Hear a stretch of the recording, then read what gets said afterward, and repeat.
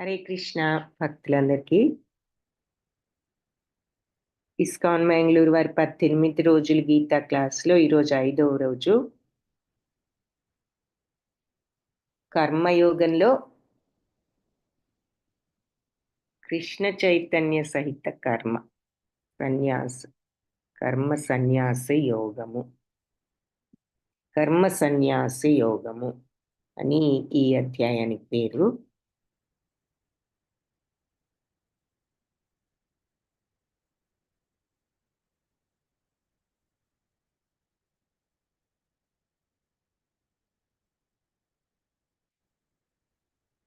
ఓం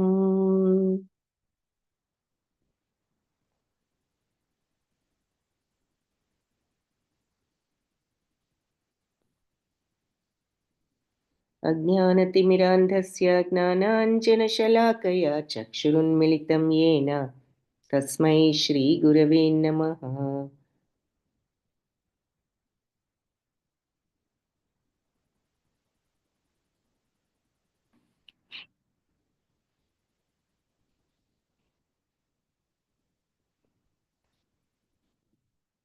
नमः ॐ विष्णुपादाय कृष्णप्रेष्ठाय भूतले श्रीमते भक्तिवेदान्त स्वामीति नामिने. नमस्ते सरस्वती देवी गौरवाणी प्रचारिणे निर्विशेष शून्यवादी पाश्चात्य धारिणे. हे कृष्ण करुणा सिंधु दीनबंधो जगत्पते गोपेश गोपिका कांत राधा कांत नमोस्तुते.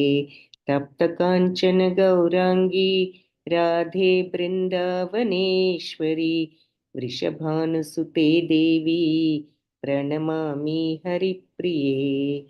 जय श्री कृष्ण चैतन्य प्रभु नित्यानंद श्री अद्वैत गदाधरा श्रीवासादि गौर भक्त वृंद.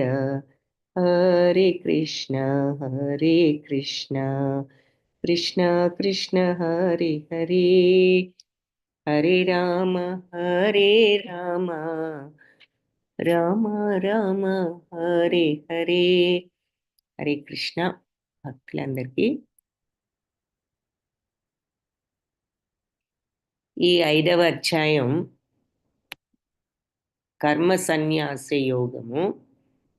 సన్యాసం అంటే వదిలిపెట్టడం. కర్మ సన్యాస యోగము అంటే వైరాగ్యం అని అర్థం, అయితే వదిలిపెట్టడం అని అర్థం. కర్మ సన్యాస యోగము అంటే కర్మను వదిలిపెట్టడమా అని అని కర్మను సన్యసించడం అంటే కర్మను వదిలిపెట్టడం అంటే పనులు చేయకుండా మానేయాలా అనే సందేహం వస్తుంది.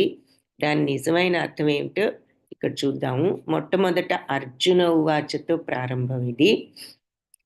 అర్జున ఉవాచ, అర్జునుడు అనిశ్చయ స్థితిలో ఉన్నాడు కదా, మరి యుద్ధం చెయ్యాలా వద్దా అని చెప్పేసి అప్పుడు భగవంతుడు మరి భగవద్గీత చెప్పడం ప్రారంభించారని చూసాము.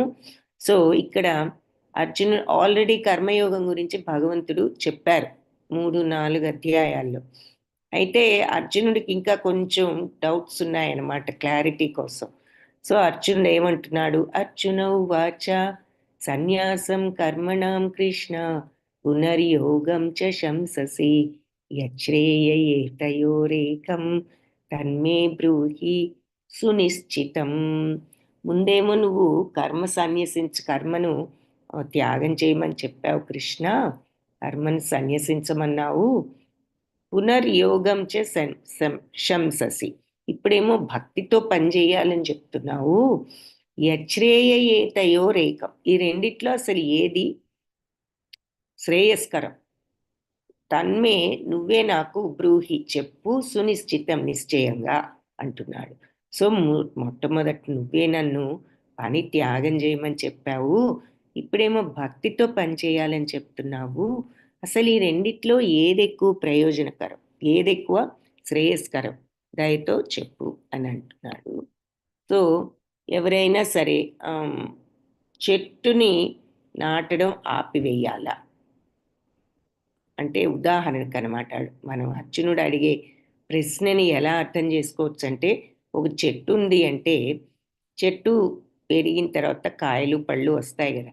చెట్టు నాటడమే ఆపివేయాలా, చెట్టు పెరిగిన తర్వాత వచ్చే పళ్ళని పళ్ళ కోసమే చెట్టు వేస్తున్నాను, ఆ పండు ఎప్పుడు వస్తుంది ఎప్పుడు తిన్నాము అనే భావాన్ని మనం వదులుకోవాలా అని అంటున్నాడు.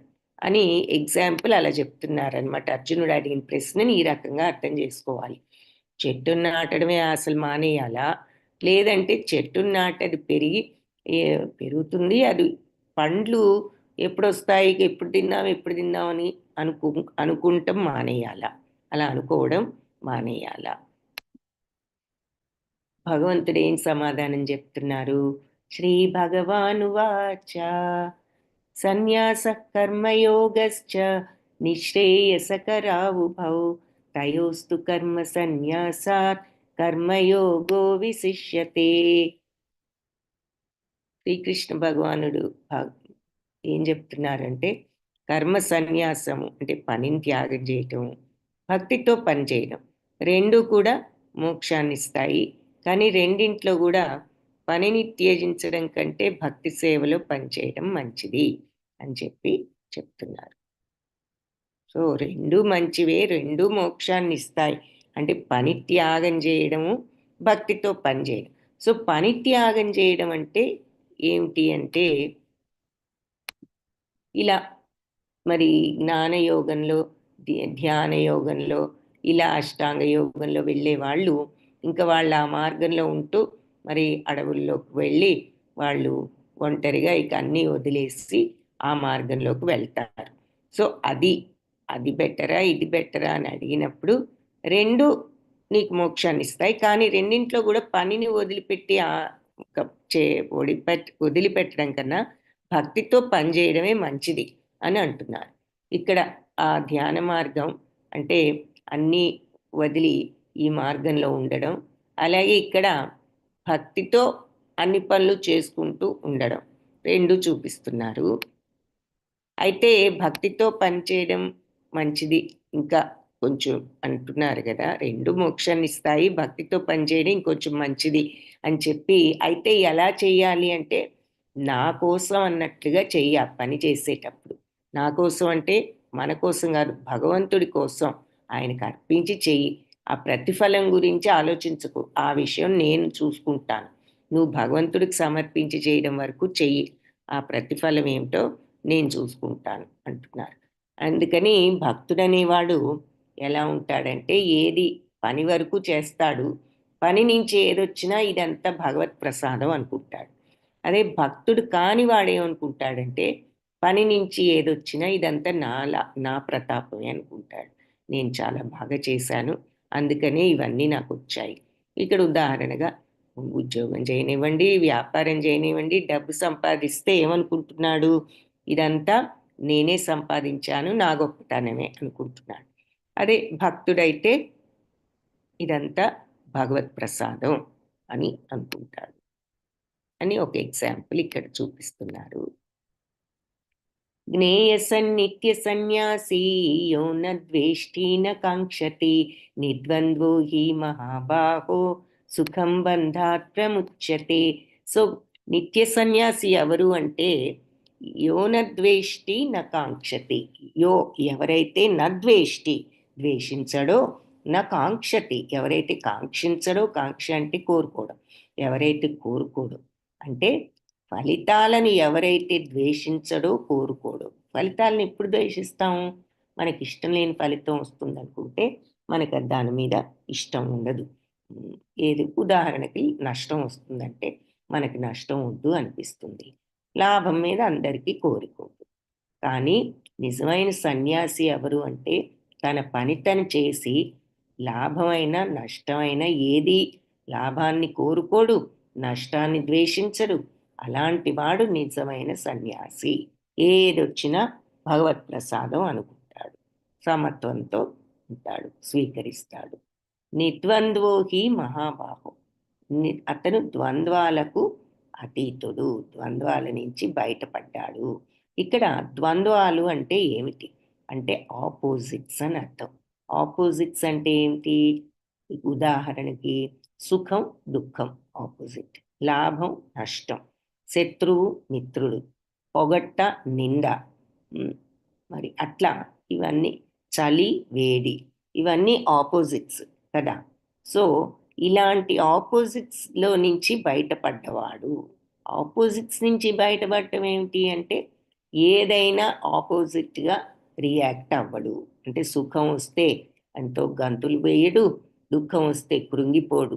ఏదైనా ఒకటే. అలాగే అతనికి శత్రువు అయినా ఒకటే, మిత్రుడైనా ఒకటే. అందరినీ సమంగానే చూస్తాడు. సో ఇలా ద్వంద్వాల నుంచి బయటపడిన వ్యక్తి సులభంగా సుఖం బంధాత్ ప్రముచ్యతే, బంధాలన్నిటి నుంచి బయటపడి విముక్తి చెందుతాడు. సుఖం అంటే ఇక్కడ విముక్తి. సో కర్మ ఫలాలను ద్వేషించని వాడు, కోరుకోనివాడు. నా ద్వేష్టి నా కాంక్షతి. యో ఎవరైతే ద్వేషించడో, ఎవరైతే కాంక్షించడో వాడు నిజమైన నిత్య సన్యాసి. ఎందుకు? లాభమైనా నష్టమైనా అలాంటి డిఫరెన్స్ ఏమీ కూడా అతనికి లేవు. నిర్ద్వంద్వోహి, ద్వంద్వాల నుంచి బయటపడ్డాడు మహాబాహో. అతను బంధాలన్నిటి నుంచి విముక్తి పొందుతాడు. సో ఎలాంటి రిజల్ట్నైనా సరే సమత్వంతో చూడగలిగిన వాడు భవబంధాల నుంచి విముక్తి పొందుతాడు. సో పని చేసినప్పుడు ఇది కావాలి కావాలి కావాలి అనే తపనతో ఉంటే బంధాలు వస్తాయి. ఇది వద్దు వద్దు వద్దు, అమ్మో ఇది రాకూడదు ఇది రాకూడదు అనుకోకూడదు.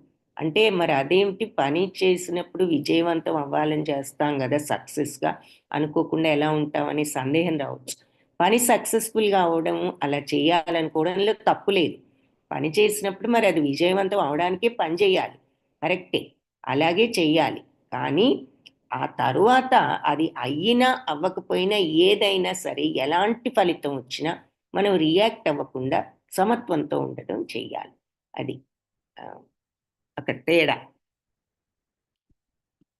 సో వైరాగ్యంతో ఉండటం అంటే పని వదులుకోవడం అన్నారు కదా, పని వదిలేసుకోమంటలే, పని చెయ్యి, దాని నుంచి వచ్చిన ప్రతిఫలం వదిలేసుకోమంటలే. ఎలాంటి ప్రతిఫలమైనా సమత్వంతో ఉండు, అది వైరాగ్యం. ప్రతిఫలం మీద ఆసక్తి వద్దు, మంచి ప్రతిఫలం మీద ఆసక్తి వద్దు, చెడు ప్రతిఫలితం మీద ఇష్టం లేని తనము వద్దు. ఏదైనా ఒకటే అనే భావంతో నువ్వు స్వీకరించు అని చెప్తారు. అది వైరాగ్యం. అలాంటి వాడు నిజమైన వైరాగ్యం. అలా ఉన్నప్పుడు బంధాలు నీకు ఉండవు. కర్మబంధాలు ఏర్పడవంటే అర్థం ఏమిటంటే మరి మళ్ళీ జన్మ అనేది ఉండదు, మోక్షం వస్తుంది అని. ఎప్పుడైతే కర్మబంధాల మీద ఆసక్తి ఉందో బంధాలు ఏర్పడతాయి, మళ్ళీ జన్మ వస్తుంది. సో వైరాగ్యం అనేది ఎందుకు అవసరం అంటే కర్మబంధాలు ఏర్పడకుండా ఉంచుకోవడానికి. సో వైరాగ్యం అంటే పని మానేయక్కర్లేదు, పని చెయ్యి, అయితే పని నుంచి ఏదొచ్చినా నువ్వు సమత్వంతో ఉండు అని చెప్తున్నారు. సో ఇక్కడ వైరాగ్యం అంటున్నాం కాబట్టి ఆ వైరాగ్యం అర్థం చేసుకోవడానికి ఒక కథ ఉంది. అంబరీష్ మహారాజ్ అని భాగవతంలో కథ ఇది. ఆయన దుర్వాస మహాముని దుర్వాస మహామునినే రక్షించాడనమాట ఈ అంబరీష్ మహారాజు. ఎందుకంటే ఈ దుర్వాస మహాముని, ఈ అంబరీష్ మహారాజు మహాభక్తుడు, చాలా మంచివాడు, చాలా రాజు. ఆయన ఎంతో చక్కగా రాజ్యాన్ని ప్రజల్ని పరిపాలిస్తున్నాడు. అయితే ఈ దుర్వాస మహాముని వచ్చి ఆయన మీద ఈర్ష్యతో పరీక్షించాలని చెప్పేసి ఏదో వస్తాడు. వచ్చి వస్తే ఈయన పాపం అన్ని రకాలుగా మునికి మర్యాదలు, అతిథి మర్యాదలు చేసి మరి భోంచేయమంటే నేను స్నానం చేసి వస్తాను అని చెప్పేసి శిష్యులతో సహా నదికి వెళ్ళి మర్నాడు ప్రొద్దున దాకా రాడు. అయితే ఆ రోజు ఏకాదశి కాబట్టి ఈయన భక్తుడు కదా, ఉపవాసం చేస్తున్నాడు ఏకాదశికి. మర్నాడు ప్రొద్దున ఉపవాసం చేసినప్పుడు నెక్స్ట్ డే మార్నింగ్ ఒక నిర్ణీత సమయంలో ఉపవాసాన్ని ఆపి ఏదైనా తీసుకోవాలి. ఆ సమయం అప్పుడు అలా తీసుకోకపోతే ఉపవాసం చేసినట్లు కాదు. అందుకని ఆ సమయం దాటిపోతుంది, ఈ ముని రాలేదు దుర్వాసుడు.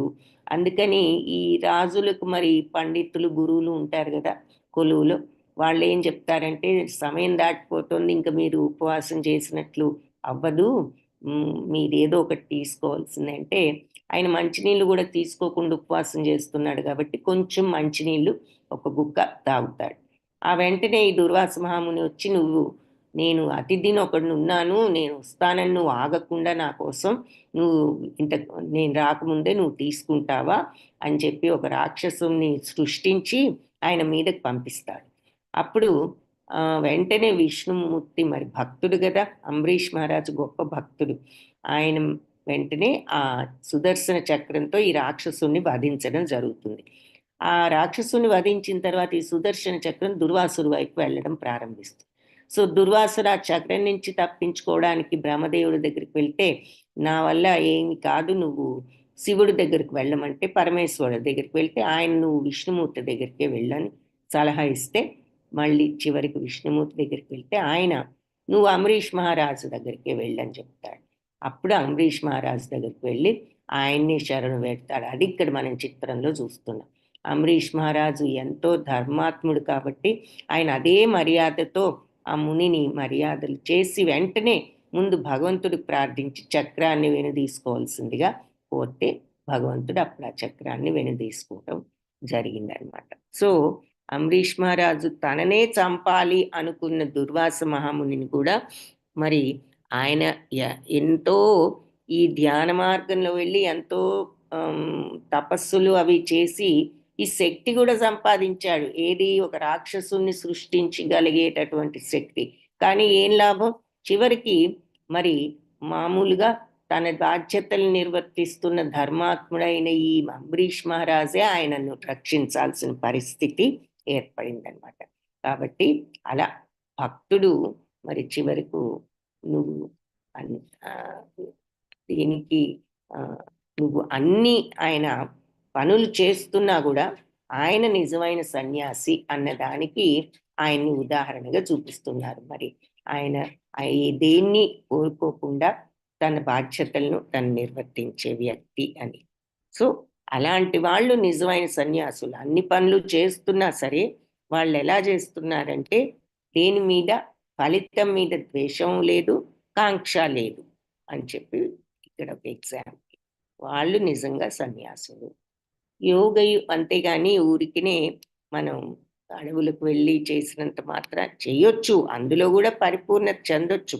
కానీ అలాంటప్పుడు కూడా ఇలాంటి మెంటాలిటీ, కోపాలు తాపాలు ఉన్నప్పుడు ఇంకా కంప్లీట్ మోక్షం అనేది వీళ్ళకంటే కూడా ఈ కర్మయోగంలో ఉన్న వాళ్ళకే ఎక్కువ వచ్చే అవకాశం ఉన్నది అని చెప్తూ ఈ ఉదాహరణ చెప్పారు. యోగయుక్తో విశుద్ధాత్మా విజితాత్మా జితేంద్రియ సర్వభూతాత్మ భూతాత్మ కుర్వన్నపి న లిప్యతే. యోగయుక్తో విశుద్ధాత్మ అంటే విజితాత్మ జితేంద్రియ. సో ఎవరైతే మనస్సును జయిస్తాడో, మరి ఇంద్రియాలను జయించగలుగుతారో, జితేంద్రియ అంటే ఇంద్రియాలను జయించిన వాళ్ళు, విశుద్ధాత్ములు శుద్ధమైన ఆత్మ ఉన్నవాళ్ళు, మరి మనస్సును ఇంద్రియాలను జయించిన వాళ్ళు, సర్వభూతాత్మ భూతాత్మ అన్ని జీవరాశుల్లో ఉండే ఆత్మ, నా ఆత్మ కూడా ఒకటే అని అర్థం చేసుకున్న వాళ్ళు, పూర్వన్నపి చేస్తున్నా కూడా నలిప్యతే ఏ దోషము వాళ్లకు అంటదు. కాబట్టి ఈ భక్తి మార్గంతో ఉంటూ పనిచేసే వాళ్ళు విశుద్ధాత్ములు అంటే శుద్ధమైన ఆత్మ, అంటే ఎవరి పట్ల ద్వేషం లేకుండా ఈ ఇలా అంబరీష్ మహారాజు లాగా ధర్మాత్ముడు, ఆయన అందరి పట్ల కూడా ఆయన మంచితనంతో ఉంటున్నాడు. అంటే ఎంత మంచివాడు కాబట్టి తన్ని చంపడానికి వచ్చిన వాళ్ళనే మళ్ళీ భగవంతుని ప్రార్థిస్తాడు అతన్ని రక్షించమని. కాబట్టి అలాంటి అంటే వాళ్ళకి ఇంకా సర్వభూతాత్మ భూతాత్మ అందరిలో ఉన్న ఆత్మ నా ఆత్మ ఒకటే అని అందరినీ సమత్వంతో చూడగలిగిన వాడు. ఆ శుద్ధతత్వం, ప్రేమతత్వం తప్ప వాళ్ళకి ఏ కల్మషము లేని వాళ్ళు. జితేంద్రియ ఇంద్రియాలను నియంత్రించుకోగలిగారు, అంటే సెన్సెస్ని కంట్రోల్ చేసుకుంటున్నారు. మనలాగా ఏదన్నా అవగానే వెంటనే వాళ్ళ కోపం రావడం లేదు. వాళ్ళు మరి కళ్ళు ముక్కు చెవి నోరు ఇవన్నీ ప్రలోభాలు పెట్టినా ఆ ప్రలోభాలకు వాళ్ళు గురి కావడం లేదు, కంట్రోల్లో ఉంటున్నారు. అందరిలో ఉన్న ఆత్మ నా ఆత్మ ఒకటే అని భావంతో అందరినీ సమత్వంతో చూడగలుగుతున్నారు. అలాంటి వాళ్ళు పనులు చేస్తున్నా కూడా వాళ్ళకి ఏ దోషము అంటదు. అంటే ఏ దోషం అంటే ఏ బంధాల్లోనూ చిక్కుకోరు అని చెప్తున్నారు. సో ఇక్కడ భక్తితో పనిచేయడం అంటున్నారు కాబట్టి 9 రకాల భక్తులు భాగవతంలో చెప్పారు. ఏమిటి అంటే శ్రవణం, కీర్తనం, స్మరణం, పాదసేవనం, అర్చనం, వందనం, దాస్యం, సఖ్యం, ఆత్మనివేదనం. శ్రవణం వినడం అంటే భగవంతుడి గురించి వినడం. ఇక్కడ భాగవతాన్ని పరీక్షిత్ మహారాజుకు చెప్తున్నాం. సుఖదేవ మహాముని చూస్తున్నాం. సుఖదేవ మహాముని ఎవరంటే వ్యాస మహర్షి కొడుకు. ఆయన మరి ఎంతో ముక్త పురుషుడు పుట్టడంతోనే ఆయన పవిత్రం, ఆయన చాలా ముక్త పురుషుడు. ఆయన భాగవతాన్ని పరీక్షిత్ మహారాజు ఎవరంటే అభిమన్యుడు కుమారుడు, అంటే అర్జునుడికి మనవడు అనమాట. ఆయనకు వారం రోజుల్లో చనిపోతాడని శాపం వస్తే ఆయన చనిపోయేలోపు భగవంతుని తెలుసుకోవాలి అని ఆ, అనే ఉద్దేశంతో అడిగినప్పుడు సుఖదేవ మహాముని నువ్వు భాగవతం విను, నీకు మోక్షం వస్తుంది అని చెప్పి ఆ భాగవతాన్ని ఆయనకి ఉపదేశించాడు. అది చూస్తున్నాం శ్రవణానికి ఉదాహరణగా. తర్వాత కీర్తనల ద్వారా కూడా మనం భక్తి మార్గంలో ఉండొచ్చు. ఎప్పుడు భగవంతుని కీర్తనలు పాడుకుంటూ, దానికి ఉదాహరణగా మీరాబాయి ఆవిడెప్పుడు మరి శ్రీకృష్ణుడి మీద కీర్తనలు పాడుకుంటూ ఉండేది. స్మరణం అంటే భగవన్నామాన్ని ఎప్పుడు కూడా తలుచుకుంటూ జపించుకుంటూ ఉండొచ్చు. దానికి ఉదాహరణ ఎవరు అంటే హరిదాస్ ఠాకూర్ అని. ఆయన ఒక ముస్లిం మతస్థుడు. 15వ శతాబ్దంలో చైతన్య మహాప్రభు ఎవరు? చైతన్య మహాప్రభు మనం హరే కృష్ణ మంత్రాన్ని అందరికీ ఇచ్చినటువంటి ఆయన చెప్పినటువంటి ఆయన ఎవరంటే చైతన్య మహాప్రభు. ఆయన శ్రీకృష్ణుడి అవతారమేనని చెప్తారు. ఆయన రాధాకృష్ణుల అవతారం అని. ఆయన 15వ శతాబ్దంలో వచ్చి ఈ హరే కృష్ణ మహామంత్రాన్ని అందరికీ బోధించి దీని ద్వారా ఎలా అయితే ఈ కలియుగంలో మనం భగవంతుని పొందొచ్చో ఆయన చెప్పారు. ఆయన దగ్గరకు ఈ ముస్లిం మతస్థుడు వెళ్తాడు ఈ మంత్రం నేర్చుకోవాలనే ఆసక్తితో. అయితే భయపడుతూ వెళ్తాడు, నేను మరి ఇలాంటి వేరే కులం వాడిని, నాకు చెప్తారో లేదో అని సందేహిస్తాడు. అయితే చైతన్య మహాప్రభు ఆయన ఎంతో ఆదరంతో పిలిచి ఈ మంత్రాన్ని ఉపదేశిస్తే ఇతను ఈ మంత్రాన్ని 24 గంటలు ఆయన జపిస్తూనే ఉండేవాడు. అందుకే ఆయనకి నామాచారి అనే బిరుదు కూడా వచ్చింది. హరిదాస్ ఠాకూర్ని స్మరణానికి ఉదాహరణగా ఆయన్ని చూపిస్తున్నారు. ఇక పాదసేవనానికి గొప్ప ఉదాహరణ లక్ష్మీదేవి. ఆవిడ ఎప్పుడు మరి భగవంతుడి పాదాల దగ్గరే ఉంటారు కాబట్టి పాదసేవనానికి ఆవిడని ఉదాహరణగా చూపిస్తున్నారు. అర్చన అంటే భగవంతుడిని అర్చించడానికి పృథు మహారాజు ఆయన ఒక గొప్ప భక్తుడు, ఆయన్ని ఉదాహరణగా చెప్పుకోవచ్చు. వందనానికి ఇక్కడ ధ్రువ మహారాజు, అంటే ఈ ధ్రువ మహారాజు ఒక చిన్న కురవాడుగా 5 సంవత్సరాల కురవాడుగా ఉన్నప్పుడు వాళ్ళ తండ్రి ఒళ్ళో కూర్చోబోతే ఆయన సవతి క్రిందికి లాగేసి, నీకు నా కుమారుడు కాదు కాబట్టి నీ తండ్రి ఒళ్ళో కూర్చునే అర్హత కానీ లేదంటే రాజ్యార్హత కానీ నీకు లేదు అని చెప్తే, మరి ఆ 5 సంవత్సరాల బాలుడికి ఏమీ అర్థం కాక మరి బాధతో తల్లి దగ్గరికి వెళ్ళి నాకు ఎందుకు అర్హత లేదు అని అడిగితే ఆవిడ దీనికి ఎవరు సమాధానం చెప్పలేరు నాయనా, నీకు భగవంతుడు ఒక్కరే సహాయం చేయాలి అంటే మరి నేను ఆ భగవంతుడిని ఎక్కడ చూడాలి, ఎలా అడగాలి అంటే భగవంతుడు ఎన్నో తపస్సులు చేసిన వాళ్ళకి కానీ కనిపించరు అంటే నేనైతే తపస్సు చేస్తాను అని ఆవిడ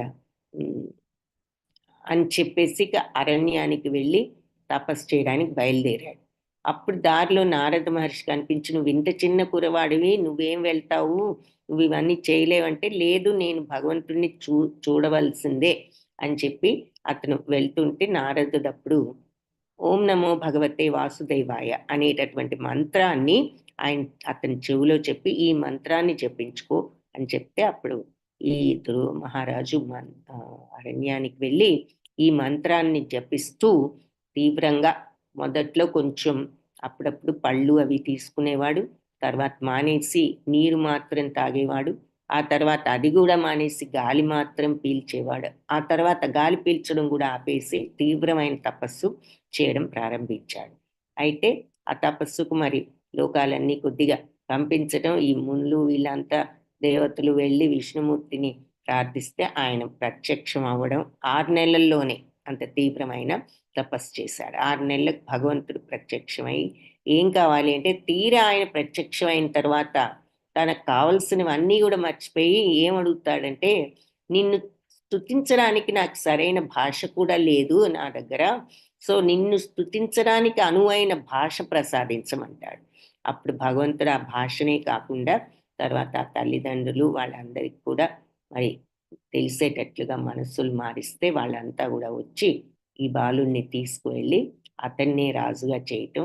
ఆ తరువాత మరి ఆ ధ్రువ మహారాజు ఆ జన్మ అయిపోయిన తర్వాత కూడా భగవంతుడు ఆయనకు ధ్రువలోకాన్ని ఇచ్చారు. సో, ఆకాశంలో మనం బ్రైట్‌గా వెలిగే నక్షత్రాన్ని ధ్రువ నక్షత్రం అంటారు. ఇప్పుడు మనకు కనిపిస్తుంది. అన్ని నక్షత్రాల్లోకి బ్రైట్‌గా ఉంటుంది. అదే ధ్రువలోకం అనమాట. సో, తర్వాత అది ధ్రువ మహారాజు యొక్క లోకంగా ఆయన ఇచ్చారు. సో, ఈ ధ్రువ మహారాజుని వందనానికి ఉదాహరణ. వందనం అంటే ఊరికనే చేతులు జోడించి పెట్టడం గాదు. ఆ ప్రార్థనా భావంతో ఉండగలగటం. అని అర్థం. ఇక నెక్స్ట్ దాస్యానికి ఉదాహరణ, గొప్ప ఉదాహరణ మరి హనుమాన్‌జీ. ఆయన, ఆయన చూపిస్తున్నారు దాస్య భక్తికి. సఖ్య భక్తికి స్నేహితుడుగా అర్జునుడు పెద్ద ఉదాహరణ. అలాగే ఆత్మ నివేదనం అంటే కంప్లీట్ శరణాగతి ఎవరు అంటే బలిమహారాజు. బలిమహారాజు మరి ఆయన గురువైన రాక్షస గురువు శుక్రాచార్యుడు చాలా తెలివిగలవాడు. ఆయన చెప్తాడు, వస్తున్నాడు భగవంతుడు నిన్ను మొత్తం అడుగుతాడు. నువ్వు ఇవ్వొద్దు, ఇచ్చావంటే మొత్తం సర్వనాశనం అయిపోతుంది. ఇంక నీకేం ఉండదు అని చెప్తే, భగవంతుడే వచ్చి నన్ను అడిగితే ఇంక నేను ఏమైపోతే మాత్రం ఏమిటి? ఆయన నోరు తెరిచి నన్ను అడిగినప్పుడు నేను ఏదైనా ఇస్తాను అని అంటాడు. సో, గురువుగారి మాటను కూడా కాదని భగవంతుడిని ఆయన అడిగిందంతా కూడా ఇస్తాడు. కాబట్టి ఆ ఆత్మ నివేదనకు బలిమహారాజును, ఆ తర్వాత మరి ఇంకా గోపికలను, గోపబాలులను వీళ్ళని కూడా చెప్పొచ్చు. శరణాగతి కంప్లీట్‌గా వాళ్ళు భగవంతుడికి అంకితమైన వాళ్ళు కాబట్టి. ఇక ఈ 9 రకాల భక్తులకు గూడా అంబరీష్ మహారాజును ఉదాహరణగా చెప్పొచ్చంటారు. ఆయన అన్ని రకాలుగాను భక్తుడేనని. సరే. సో, భక్తితో పనిచేయడం అన్నారు గాబట్టి, ఇక్కడ ఈ 9 భక్తులు చూసాము. బ్రహ్మణ్యాదాయ కర్మాణి సంగం త్యక్త్వా కరోతి యః లిప్యతేన స పాపేన పద్మపత్రం ఇవాంభసా.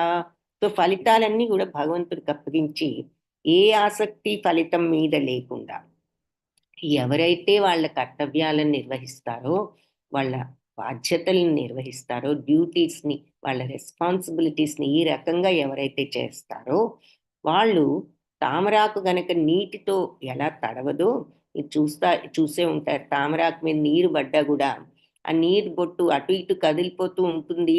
అయినా గూడా అడుగునున్న తామరాకు తడవదు. ఆ నీరు దాని మీద తేలుతూ ఉంటుంది గాని. అలా వీళ్ళు ఏ పని చేసినా గూడా వీళ్ళకి ఏది పాపాలు అవి ఏమీ కూడా వీళ్ళకు అంటవు. ఎవరికి? ఫలితాలన్నీ భగవంతుడికి అప్పగించి, ఆ ఫలితాల పట్ల ఆసక్తిని లేకుండా భగవంతుడికి అప్పగించిన వాళ్ళు, అలా ఎవరైతే వాళ్ళ బాధ్యతల్ని ఈ రకంగా చేస్తారో, వాళ్ళు వాళ్ళకి ఏ ఆహ్, పా ఏ పాపచర్యలు గూడా అంటుకోవు. అంటే వాళ్ళకి ఏ కర్మబంధాలు ఏర్పడవు.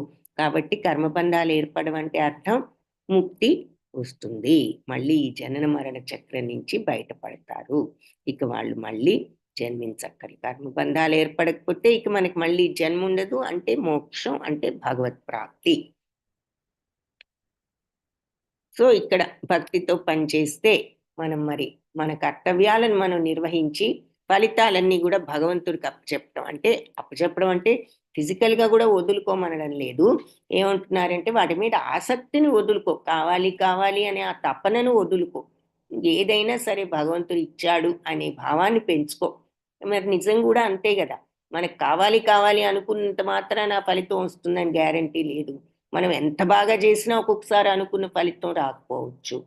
సో అప్పుడు నువ్వు ఒకటే బాధపడి కృంగిపోయి చేసేదే ఉంది, డిప్రెషన్లోకి వెళ్ళడం తప్ప ఎలాగూ తర్వాత జరిగేది జరగాల్సిందే, నువ్వు చేయాల్సిందే, ఆ పరిస్థితిని మళ్ళీ చక్కదిద్దుకోవాల్సిందే. కానీ నువ్వు బాధపడుతూ కూర్చుంటే మళ్ళీ ఆ పని చేయడం కూడా కష్టం అవుతుంది.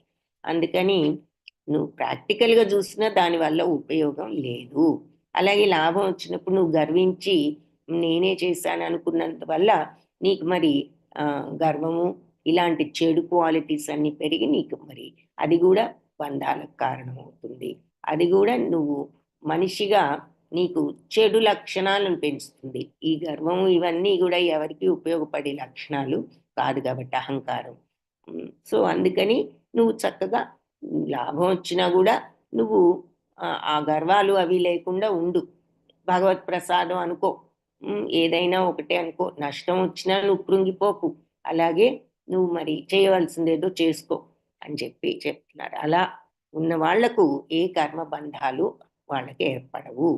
సో ఇక్కడ మరి అలా భక్తితో పనిచేయడం అన్నది అనేదానికి ఉదాహరణగా వీళ్ళందరినీ చూపిస్తున్నారు. వీళ్ళు ఏ చేసినా వాళ్ళు భక్తితో చేయడం తప్ప అవతలేదో వస్తుంది అని చేయడం లేదు.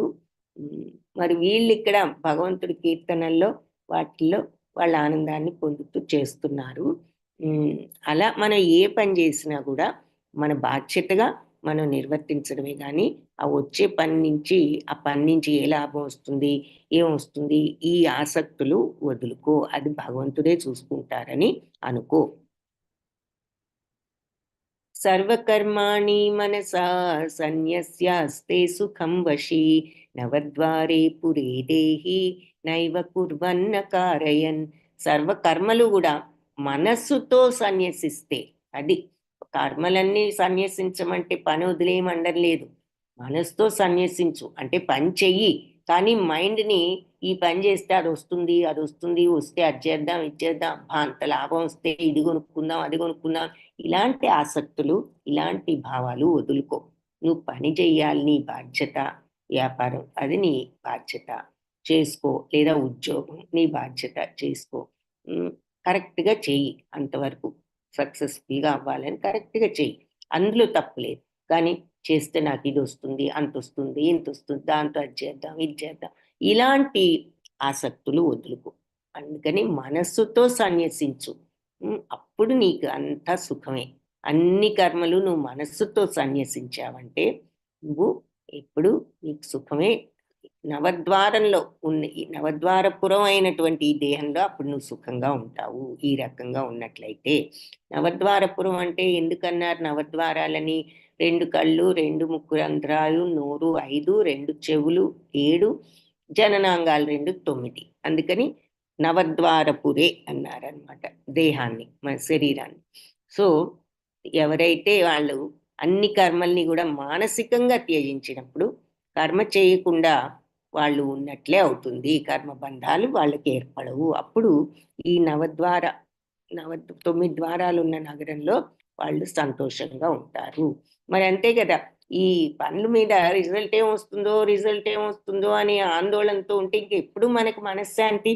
సరే, మనం చేయవలసిన బాధ్యత మనం కరెక్ట్గా చేద్దాం, తర్వాత ఏది జరిగినా భగవంతుడు ఏది ఇస్తే అది ఆయన ఇష్టం అనేటటువంటి భావంతో ఉన్నప్పుడు మనకు కూడా ఈ ఆందోళనలు, భయాలు తగ్గి మనసుకు శాంతి కూడా లభిస్తుంది అని ఇక్కడ అర్థం అనమాట. సో మనస్సుతో ఆ వచ్చే దాని మీద ఇంట్రెస్ట్ని త్యాగం చెయ్యి, అది వదిలిపెట్టు, నీ బాధ్యతను నువ్వు నిర్వర్తించు కరెక్ట్గా, అంతే.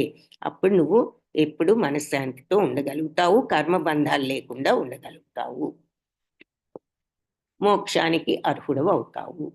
విద్యా వినయ సమదృష్టి అంటే ఏమిటంటే ఏదొచ్చినా నువ్వు సమత్వంతో ఉండాలి అని అర్థం. ఈ సమదృష్టి అనే ఉన్నవాళ్ళు ఎలా ఉంటారు అంటే మరి మంచి అయినా చెడైనా లాభమైనా నష్టమైనా ఒకే రకంగా ఉండగలిగినప్పుడు చివరికి వాళ్ళు ఏ స్థితికి రాగలుగుతారంటే ఇలాంటి సాధనతో విద్యా వినయ సంపన్ని బ్రాహ్మణి గవిహస్తిని శుని చైవ శ్వపాకే చ పండిత సమదర్శిన. విద్యా వినయమైన సంపన్నుడైన బ్రాహ్మణునైనా, గవి అంటే గోవునైనా, హస్తిని అంటే ఏనుగునైనా, శుని కుక్కనైనా, చైవ మరియు స్వపాకేచ, ఈ మాంసం తినే వాళ్ళనైనా పండితుడు సమదర్శిన ఒకే రకంగా చూస్తాడు. సో పండితుడైన వాడు వినయవంతుడైన యోగినైనా, బ్రాహ్మణునైనా, మరి గోవునైనా, ఏనుగునైనా, కుక్కనైనా, మరి మాంసం తినే వాళ్ళనైనా సమదృష్టితో చూస్తాడు అంటున్నారు. ఇక్కడ చూపిస్తున్నారు. ఈ విద్యా వినయ సంపన్నుడైన బ్రాహ్మణునైనా, గోవు, ఏనుగునైనా, కుక్కనైనా, ఈ మాంసాలు తినే వాళ్ళనైనా, ఎవరినైనా ఈ పండితుడు అందరినీ సమంగా చూస్తాడు. ఎందుకు? అందరిలో అతను పరమాత్మను చూస్తున్నాడు. మనకి ఇక్కడ గోవులో చూపిస్తున్నారు, బ్రాహ్మణుల్లో, కుక్కలో, ఏనుగులో, ఈ మనుష్యుల్లో, ఆయనలో, అందరిలో పరమాత్మ ఉన్నాడు. సో ఆయనకు వీళ్ళందరూ ఒకటే. ఎందుకంటే అందరిలోనూ భగవంతుడు ఉన్నారు కాబట్టి. అలా మనం ఏ పని చేసినా సమత్వంతో ఉండగలిగినప్పుడు క్రమేణా మనం అందరినీ కూడా సమత్వంతో చూసే స్థితికి రాగలుగుతాము అని చెప్తున్నారు.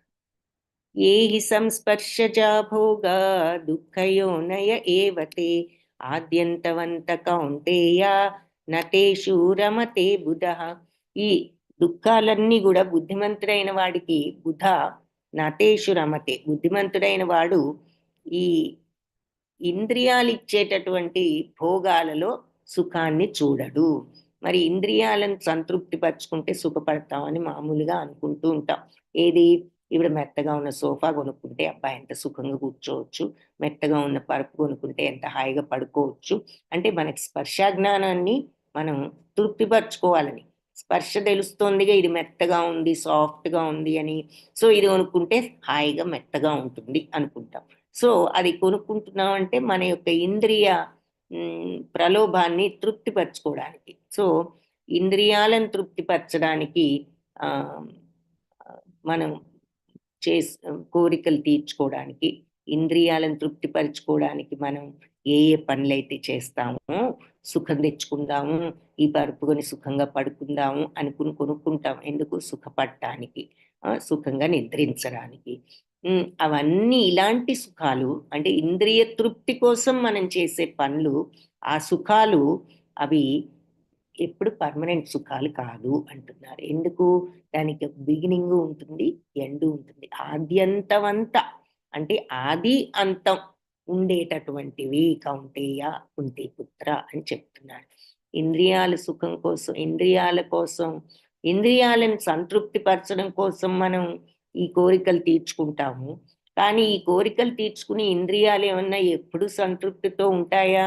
4 రోజులు సంతృప్తిగా ఉంటాయి. మళ్ళీ ఇంకేదో కావాలని అడుగుతాయి. ఈ సోఫా కొనిపిస్తుంది, ఈ చర్మం మెత్తగా ఉంది, కొనుక్కో అని. 4 రోజులు మహాసుఖంగా ఉంటాం. ఆనందంగా అబ్బా ఎంత కంఫర్టబుల్గా ఉంది అనుకుంటాం. ఆ నెల రోజులు అయ్యేసరికి మామూలు అవుతుంది. 6 నెలలు అయ్యేసరికి విసుగొస్తుంది. ఇంకో సంవత్సరం అయ్యేసరికి ఇదేదో ఇక్కడ మరీ మెత్తగా లేకుండా పోయిందే, గట్టిగా అయింది ఇక్కడ అనుకుంటాము. సో దీనికి ఒక బిగినింగ్ ఉంది, ఎండ్ ఉంది. అప్పుడు మళ్ళీ ఇంకో కోరిక మొదలవుతుంది. ఇది కాదు, ఒక కంఫర్టబుల్గా స్లైడింగ్ చైర్ లాంటిది కొనుక్కుందాం అనిపిస్తుంది.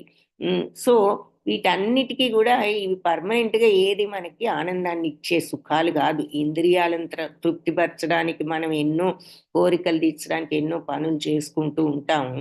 కానీ ఈ సుఖాలు ఏవి కూడా పర్మనెంట్ కాదు. వాటికి బిగినింగ్ ఎండ్ ఉండే సుఖాలే.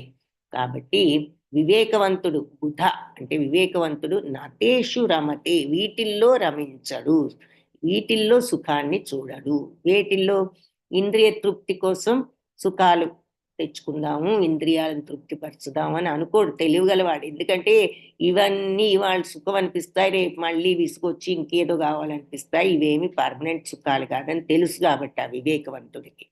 కాబట్టి బుద్ధిమంతుడైన వ్యక్తి భౌతికేంద్రియాలతో సంబంధం కలిగించే దుఃఖ కారణాల్లో పాల్గొనడు. ఈ ఇంద్రియాలే మనకు అది కావాలి, ఇది కావాలని కోరికలు, దుఃఖాలు కలిగించడం, కోరిక అది తీర్చుకునేటట్టు చేయడం, తీరా తీర్చుకున్నాక 4 రోజులు సుఖంగానే ఉందని అనిపించడం, ఆ తర్వాత మళ్ళీ ఇంకేదో కారణంతో మనకి దుఃఖం, కోరిక కలిగించడం, ఇలా చేస్తూ ఉంటాయి ఇంద్రియాలు. కాబట్టి వివేకవంతమైన వాడికి తెలుసు ఈ ఇంద్రియాలు పెట్టే ప్రలోభాలన్నీ మనల్ని పెడుతున్నాయి. మనం కష్టపడి ఆ ప్రలోభాలు తీర్చుకుని, ఓహో! ఇది బావుంటుందంటోంది, ఇది కొనుక్కుందామని కొనుక్కుంటాము. తీరా కొనుక్కున్న తర్వాత 4 రోజులు సుఖం అనుభవించినా మళ్ళీ వెంటనే ఆ సుఖం కాస్త పోతుంది అని వివేకవంతుడికి తెలుసు. అందుకే అతను ఇలాంటి వాటిల్లో ఆనందాన్ని వెతుక్కోడు. ఇవన్నీ టెంపరరీ ఆనందాలని అతనికి తెలుసు అని చెప్తున్నారు. సో, ఇంద్రియాలు పెట్టే వ్యామోహాలతో మనం వాటి వెనకాల పరిగెడితే ఎప్పుడు గూడా దుఃఖ కారణమే అవుతుంది అంటున్నారు. ఉదాహరణగా పెద్ద చేప మరి చిన్న చేప కోసం పరిగెడుతూ వెళ్తుంది. గాలానికి చిక్కుకుపోతుంది. ఈ తుమ్మెద తామర పూల తేనె కోసం వెళ్తుంది. సాయంత్రం అయ్యేసరికి తామర పువ్వు ముడుచుకుపోతే అందులో ఇది చిక్కుకుపోతుంది. ఇలా ఈ పురుగులున్నాయంటే ఆ వెలుగు చూసి అట్రాక్ట్ అయిపోయి వెళ్ళిపోతాయి. మంట వైపో, వెలుగు వైపో, లైట్ వైపో వెళ్ళి అక్కడ ఆ వేడికి మరి మాడిపోతూ ఉంటాయి. సో, అందుకని ఇంద్రియ ప్రలోభాలు ఇలాంటివి అని కొన్ని ఉదాహరణలు చూపిస్తున్నారనమాట. భోక్తారం యజ్ఞతపసాం సర్వలోకామహీశ్వరం సుహృదం సర్వభూతానాం జ్ఞాత్వా మాం శాంతిమృచ్చతి. కాబట్టి ఇది పీస్ ఫార్ములా అంటారు. అంటే మనిషి మనశ్శాంతితో ఉండాలి అంటే ఏం అర్థం చేసుకోవాలి? ఈ ఇంద్రియాల వెనక పరిగెడితే ప్రలోభాలు అవి ఎన్నో ప్రలోభాలు పెడుతూ ఉంటాయి. అనునిత్యం ఒక కోరిక తీర్తే ఆ కోరిక ఎంతో కష్టపడి తీర్చుకుంటా. ఆ సోఫా ఎంతో కష్టపడి మరి మన దగ్గర డబ్బు లేకపోయినా నెల నెల వాయిదాల మీద కట్టొచ్చులే అని కొన్నాము. తీరా కొన్నాక ఆ వాయిదాలు తీరే టైంకి సోఫా పాతయి పడిపోయింది. ఇంకేదో లేదనే దుఃఖం మళ్ళీ వచ్చింది. సో, ఇలా ఇంద్రియాలు ఎప్పుడు గూడా మనల్ని దుఃఖానికే గురి చేస్తాయి. కాబట్టి ఆ విషయాన్ని తెలుసుకున్నవాడు మరి అలాంటి కోరికల్లో ఆనందాన్ని వెతుక్కోడు అని చెప్తున్నారు. సో, ఇక్కడ ఏం చెప్తున్నారంటే ఇందాక శ్లోకంలో అది చూసాం. ఇప్పుడు భోక్తారం యజ్ఞ తపస. అన్ని యజ్ఞ తపస్సులకు భోక్త ఎవరు అంటే భగవంతుడే. సర్వలోక మహేశ్వరుడు ఆయన. సుహృదం అంటే అందరికీ ప్రభువు. సుహృదం సర్వభూతానాం. భూతాలంటే భూతాలు కాదు, జీవరాశులన్నిటినీ భూతాలంటారన్న. సో, జీవరాశులన్నిటికీ కూడా సుహృదం శ్రేయోభిలాషి. భగవంతుడు అందరి మంచిని కోరతాడు ఆయన. ఆయన అందరి మంచిని కోరి మరి అందరికీ మనస్సును, శరీరాన్ని, బుద్ధిని ఇచ్చారు. కానీ ఆ తర్వాత ఆ బుద్ధి, మనస్సును ఎలా వాడుకోవాలో మనకు ఆ స్వాతంత్రం ఇచ్చారు అక్కడ మాత్రం. అది మనం కరెక్ట్‌గా ఉపయోగిస్తామా? తప్పు మార్గంలో ఉపయోగిస్తామా? అన్నది మనకి ఇచ్చారు ఆ స్వాతంత్రం. కాబట్టి మనం అది కరెక్ట్‌గా ఉపయోగించుకుని మోక్ష మార్గంలో వెళ్ళడానికి ప్రయత్నించాలి. ఆయన అందరినీ సమానంగానే చూస్తాడు. అందరికీ అని చెప్పి అందరి శ్రేయోభిలాషి. అలా జ్ఞాత్వా మాం ఎవరైతే ఈ రకంగా భగవంతుడిని తెలుసుకుంటారో శాంతి మృచ్చతి, వాళ్ళు శాంతిని పొందుతారు. సో, నన్ను అన్ని యజ్ఞాలకు, తపస్సులకు చరమ భోక్తనని, సమస్త లోకాలకు అధిపతిని, సర్వలోక మహేశ్వరుడు అని, సర్వప్రాణులకు శ్రేయోభిలాషి, సుహృదం సర్వభూతానం అని జ్ఞాత్వా మాం తెలుసుకున్న వాళ్ళు నన్ను శాంతి మృచ్చతి, శాంతిని పొందుతారు అని చెప్తున్నారు. సో, భోక్తారం యజ్ఞ తపసాం. భగవంతుడే నిజమైన భోక్త. ఇక్కడ మనం చెప్పుకున్నాం గదా! ఏ పని చేసినా భగవంతుడికి సమర్పించి చేస్తే అంటే మనం ఆయనకి సమర్పిస్తున్నాం అంటే ఆయనదే ఇదంతా. ఫలితం గూడా ఆయనదే. కాబట్టి మనం తీసుకుంటున్నాం. కానీ ఎలా తీసుకుంటున్నాం? ప్రసాదంగా తీసుకుంటున్నాం. అందుకని అన్నిటికీ భగవంతుడే భోక్త. దానికి చక్కటి చిన్న ఉదాహరణ ఏంటంటే సింపుల్‌ది. ఈ గోపబాలురు రోజు మరి వాళ్ళంతా చద్దన్నం తీసుకువెళ్ళి ప్రొద్దున్నే వెళ్ళేవాళ్ళు గోవుల్ని తీసుకొని. వాళ్ళు భోజనం చేసేటప్పుడు అక్కడికి వెళ్ళిన తర్వాత మధ్యాహ్నం మొట్టమొదటి ముద్దని అందరూ ప్రేమతో భగవంతుడికి పెట్టేవారు. ఆ తర్వాత వాళ్ళు తింటూ ఉండేవారనమాట. వాళ్ళు నిజమైన ప్రేమ భగవంతుడి మీద. అందుకే వాళ్ళందరూ గూడా ఫస్ట్ ముద్దని భగవంతుడికి ఇస్తూ ఉండేవారు. కాబట్టి అన్నీ ముందు ఆయనకే చెందాలి అని ప్రేమ. సో, అలా ఏ పనైనా అన్ని యజ్ఞ తపస్సులకు గూడా ఆయనే భోక్త అనే భావంతో చేయగలిగినప్పుడు మనం కూడా ఏ పనైనా. తర్వాత మరి ఆయన సర్వలోకానికి మహేశ్వరుడు అని మనం గుర్తించగలిగినప్పుడు, నమ్మినప్పుడు అందరికీ సుహృదం సర్వభూతానాం అందరికీ కూడా శ్రేయోభిలాషి, నిజమైన స్నేహితుడు అని తెలుసుకోగలిగినప్పుడు మనం శాంతితో అలా భగవంతుడిని అర్థం చేసుకున్న వాళ్ళు శాంతిని పొందుతారు అని చెప్పి పీస్ ఫార్ములా అంటున్నారు. సో, భగవంతుడే చరమభోక్త అన్నిటికి. ఆయనే సర్వలోకానికి మహేశ్వరుడు. ఆయన సుహృదం సర్వభూతానం అందరి శ్రేయోభిలాషి అని ఎవరైతే తెలుసుకుంటారో వాళ్ళెప్పుడు శాంతిని పొందుతారు. హరే కృష్ణ కృష్ణ కృష్ణ హరే హరే, హరే రామ రామ రామ హరే హరే. కృష్ణం వందే జగద్గురు. ఈ గీతా పాఠంలో మనం ఏం నేర్చుకున్నాము అంటే, జీవితంలో అన్ని కార్యకలాపాలు, అన్ని పనులను కూడా భగవత్ కైంకర్యంగా నిర్వహించే విధంగా మలుచుకోవాలి. సో, మనం ఏ పని చేసినా కూడా అది భగవంతుడి కోసం సమర్పిస్తున్నాను అనే విధంగా చేయడం అలవాటు చేసుకోవాలి. ఇప్పుడు బంధాలు ఏర్పడకుండా మనశ్శాంతితో ఉండగలుగుతాం. ఏదొచ్చినా మరి ఆయనకు సమర్పించి చేయాలి అంటే అర్థం ఏమిటి? ఏదొచ్చినా ఆయనదే ఫలితం. కానీ మనం తీసుకోకుండా వదిలేయక్కర్లా ఆయనదని. ప్రసాదం పెట్టి మనం తీసుకోవడంలా భగవంతుడిది ఈ నైవేద్యం ప్రసాదం అని, అలాగే పనిని గూడా ఆయనకి పెట్టి నైవేద్యంగా అర్పించి, దాని నుంచి ఏదొచ్చినా మనం ప్రసాదంగా స్వీకరించడం. అందుకే భగవత్ ప్రసాదం గాబట్టి నష్టమైనా సరే ప్రసాదంగానే స్వీకరించాలి అనే విధంగా మనం జీవితాన్ని మార్చుకోవాలి అని చెప్పి చెప్తున్నారు. సో, అది. వాంఛాకల్పతరుభ్యశ్చ కృపా సింధుభ్య ఏవ చ పతితానాం పావనేభ్యో వైష్ణవేభ్యో నమో నమః. సో, ఈ 5వ అధ్యాయాన్ని